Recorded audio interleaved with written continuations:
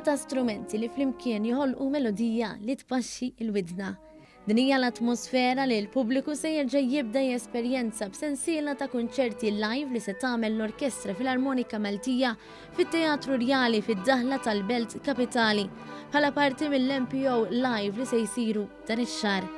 One Young żar l-aħħar provi qabel ma s-sibt jibda l-ewwel kunċert. L-għaġġ għal dawn il-kunċerti jinħass tassew għaliex il-biljetti nħatfu mal-ewwel.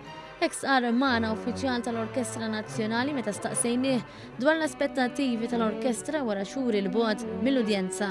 Għandna 3 kunċerti bil-kollaborazzjoni tal-Malta Film Commission. Dal-ewwel kunċert għandna l-mużiċisti tal-Malta Philharmonic flimkien ma' żgħażagħ tal-Malta Youth Orchestra, propju side by side concert li ħajat l-opportunità il-mużiċisti żgħażagħ tagħna li jesibixxu lilhom infushom u anke jaħdmu ma' surmastrijiet ta' fama internazzjonali dal-każ għandna s-surma Spanjol Pablo González. Għandna wkoll kunċert ta' mużika tal-film li ħadmet Malta u la dubju dak ħajinżel tajjeb mal-udjenzi tagħna u għandna wkoll kunċert Orchestra Classics, prattikament biċċiet popolari li jafhom kulħadd u żgur il-Belt Valletta ħad jieħu gost dawn il-ħsejjes sbieħ.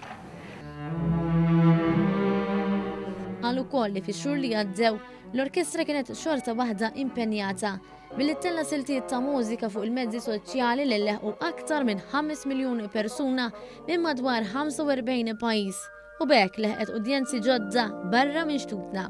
Wara Lulju l-Orkestra Filarmonika Maltija beħsieba tħalli warajha l-impatt negattiv li ġabet magħha l-imxija u ssaħħaħ dawk l-esperjenzi ġodda li twieldu fi żmien ta' sfida.